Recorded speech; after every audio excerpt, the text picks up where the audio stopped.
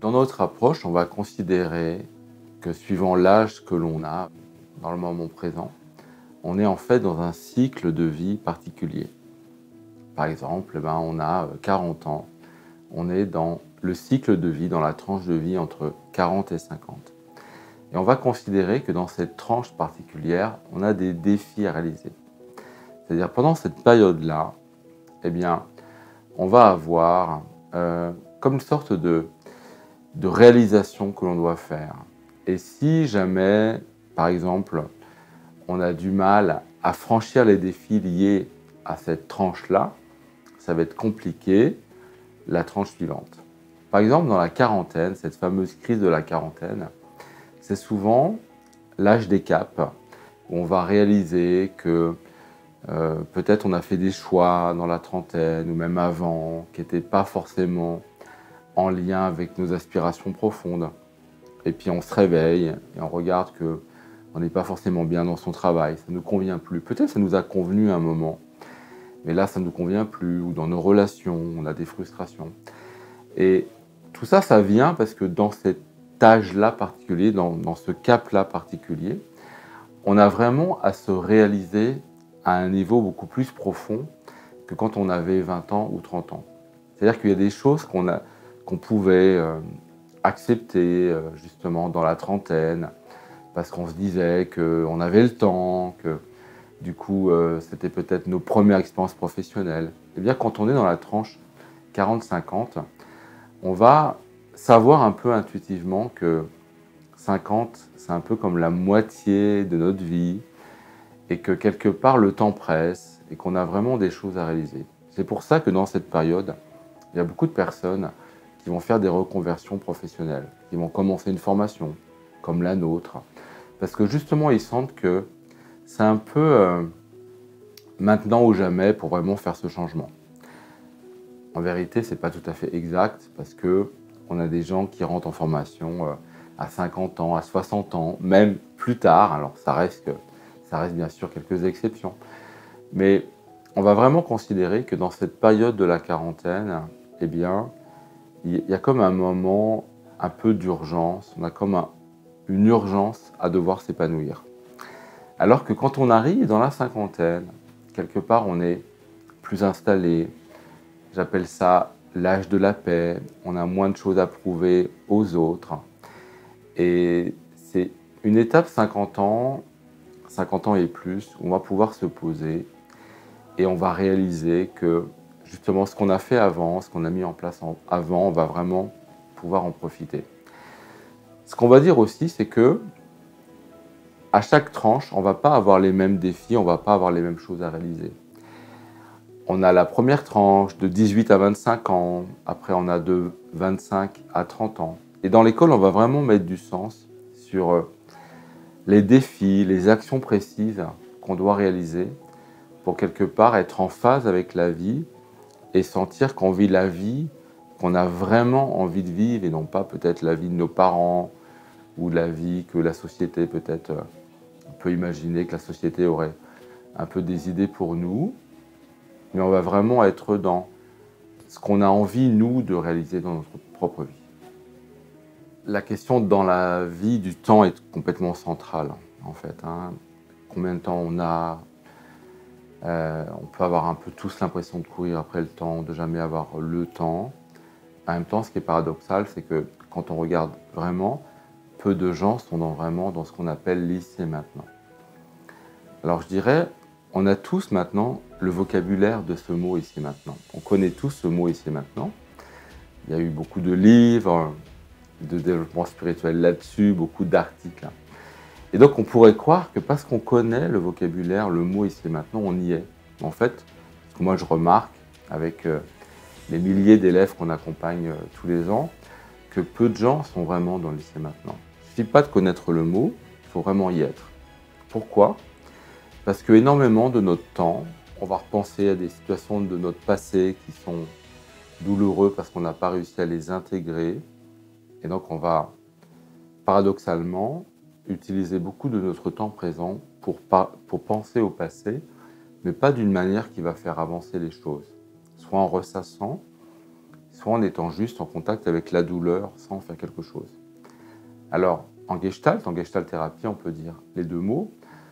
On a beaucoup de techniques, beaucoup de concepts pour faire quelque chose avec ce passé. C'est-à-dire soit on va réévoquer des situations du passé et on va faire un travail d'intégration émotionnelle pour vraiment pouvoir intégrer ces expériences et qu'elles ne soient pas un peu, comme je dis ça souvent, comme une sorte d'éléphant de notre salon qui prend plein de place. Mais on va apprendre à assimiler cette expérience et la ranger dans notre bibliothèque, un peu comme un livre. On va le ranger, on sait qu'il est là, on sait qu'on a vécu ça, mais ça ne prend pas toute la place dans notre salon, c'est-à-dire en fait en nous.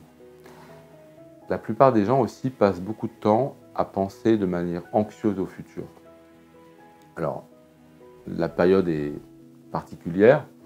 Depuis des années, on est dans le stress, il y a beaucoup de stress chronique. Et donc, beaucoup d'informations qui viennent des médias un peu partout font qu'on va avoir une pensée anxieuse par rapport au futur. Mais c'est impressionnant à un moment de prendre un temps, juste se poser et dire mais combien de temps j'ai pensé à m'angoisser sur le futur? Puis tout ce que j'ai imaginé de négatif, est-ce que c'est vraiment arrivé? En fait, très peu. Peut-être même pas 1% de tout ce qu'on a pu imaginer. Donc on va apprendre aussi en Gestalt, à utiliser aussi le futur, mais de la bonne façon. Soit en projetant des choses positives sur notre futur, en pensant à ce qu'on aimerait devenir, ce qu'on aimerait être, ce qu'on aimerait faire, ce qu'on aimerait obtenir dans la vie, et vraiment réduire cette anticipation anxieuse qui ne sert à rien, parce que c'est vraiment ce que j'appelle une double peine, c'est-à-dire d'abord on perd son temps, et puis en plus, on a du mal-être qui est associé pour quelque chose qui n'est pas. Donc on va dire qu'en Gestalt, on va apprendre à maîtriser le temps, c'est-à-dire être capable d'être dans son expérience. On a tous vécu ça, par exemple on passe une soirée avec des amis, et puis voilà, il y a plein de gens qui sont là, ou des gens de notre famille, et puis le lendemain en fait on réalise qu'on n'était pas vraiment là. On était là physiquement, on a même peut-être mangé, bu et parlé, mais on n'était pas vraiment là parce qu'on était dans nos pensées, dans nos préoccupations. En fait, on ne vivait pas l'instant présent. Énormément de gens que je rencontre me disent ça, qu'en fait, à un moment, ils réalisent en faisant notre formation aussi qu'ils n'étaient pas dans le moment présent et que quelque part, ils ont brûlé beaucoup de temps de leur vie. Vous voyez, c'est comme quand on part de chez soi, on laisse la lumière allumée dans la salle de bain. Cette énergie, en fait, elle ne sert à rien, elle est perdue. Quand on y est, elle nous sert à quelque chose. Mais quand on laisse la lumière allumée et on s'en va, cette énergie, elle est juste brûlée. Avec le temps, c'est la même chose. Il y a beaucoup de notre énergie qu'on va vraiment brûler sans faire quelque chose de positif et de constructif par rapport à ça. On n'est pas non plus dans une rentabilité à tout prix. Ça veut dire que ce moment positif, ça peut être juste de passer un moment agréable, d'être là, mais d'être vraiment présent dans son expérience. J'aime bien aussi raconter ça. On a tous eu l'expérience, peut-être à un moment, de prendre un massage, de se faire masser par voilà, une personne, on sait vraiment le métier. Soit on est dans le massage, on en profite, on est dans les sensations, on est dans le corps. Soit on se fait masser, mais on pense à ce qui va se passer après. On est dans l'instant d'après. Et on ne profite même pas du massage. Même un moment bien, on peut ne pas en profiter. Donc c'est vrai que quand on le dit, ça peut paraître un peu banal être dans l'instant présent. Pourquoi? Parce qu'on a juste le vocabulaire, on n'en a pas vraiment fait l'expérience. Être dans l'instant présent véritablement, et savoir utiliser le passé pour des bonnes choses, peut-être se rappeler des bons moments, et se faire du bien dans le présent. Utiliser le futur pour se projeter de manière positive. Donc quand on sait utiliser le temps de la bonne manière et surtout quand on sait profiter vraiment de l'ici et maintenant, on arrive à gérer son temps. Et du coup, on a beaucoup moins l'impression que la vie nous échappe. On a beaucoup moins l'impression que tout va vite, qu'on n'a pas le temps. En fait, quand on sent qu'on n'a pas le temps, c'est même pas une question de priorité, ça va au-delà de ça. C'est qu'on n'est pas suffisamment dans l'instant présent. Quand on est dans l'instant présent, on va donner de la valeur à ce que l'on fait. Donc on n'a pas l'impression de ne pas avoir le temps, on a plutôt l'impression d'avoir une abondance de temps. Plus on arrive, paradoxalement, vous voyez, à, comment dire, à être dans le moment présent, à profiter, à être dans le bien-être, moins on attend du temps, moins on a peur du temps qui passe.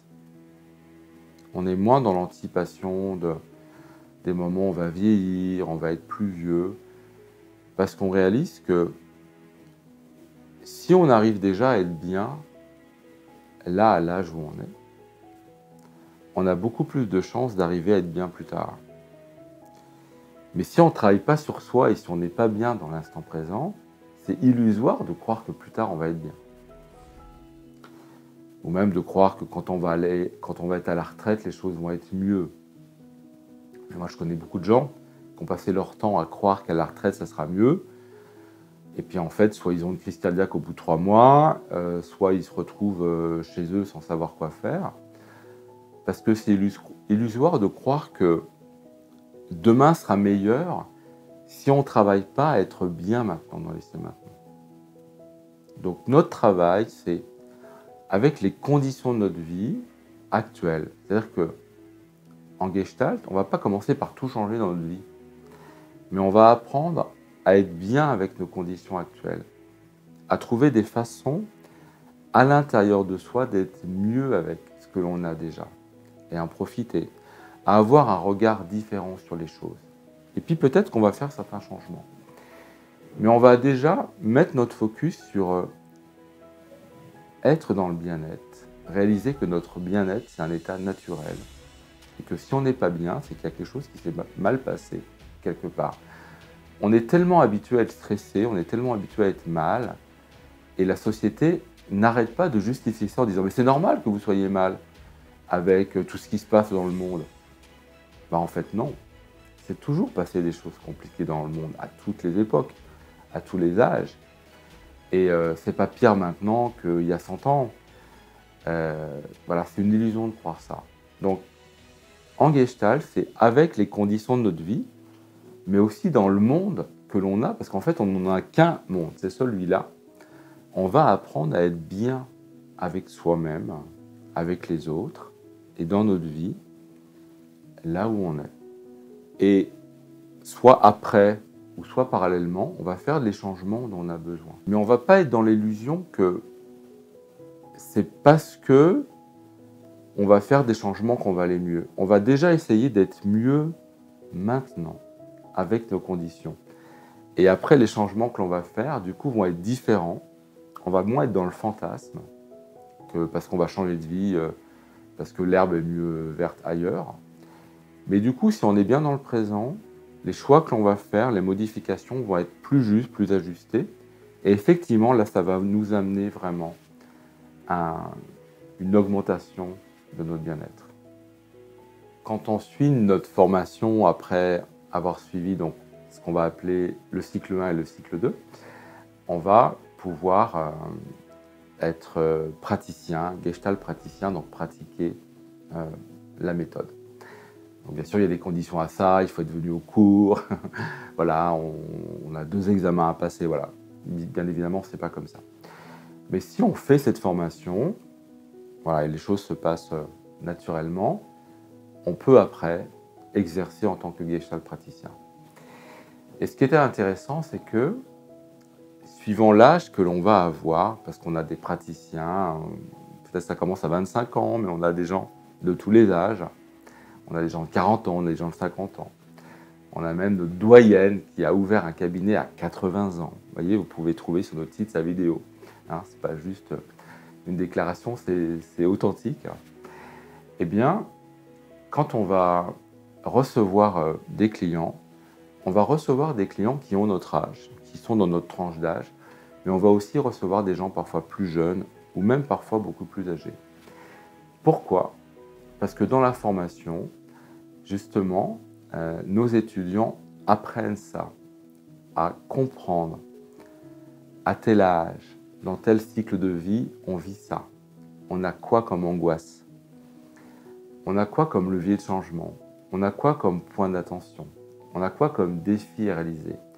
Ce qui permet vraiment, vous voyez, de sortir d'une sorte de projection et on va vraiment comprendre que suivant l'âge que l'on a, on n'a pas les mêmes problèmes, on n'a pas les mêmes défis. Et en apprenant tout ça, en le comprenant, en faisant des exercices, on va être capable d'accompagner des gens qui n'ont pas le même âge que nous. Et moi, j'ai commencé très tôt, hein, voilà, un peu plus de 20 ans, j'avais déjà des premiers clients que j'accompagnais. Là, ça va faire presque 30 ans. Ça vous permet un peu de savoir mon âge aussi. Et moi, j'ai toujours eu des gens d'âge différents, en fait. Et c'est ça qui est beau, c'est qu'on va accompagner des gens qui ne sont pas forcément dans notre génération. Et ce qui est extraordinaire dans ce métier, c'est que ces personnes aussi, même si on est là pour eux, on est là pour les accompagner, ils vont nous apporter aussi quelque chose. C'est-à-dire que ça va peut-être vous étonner, mais c'est un métier où on reçoit aussi beaucoup. On est professionnel, on accompagne les gens, on les aide, on a des vrais résultats, mais on reçoit beaucoup en échange.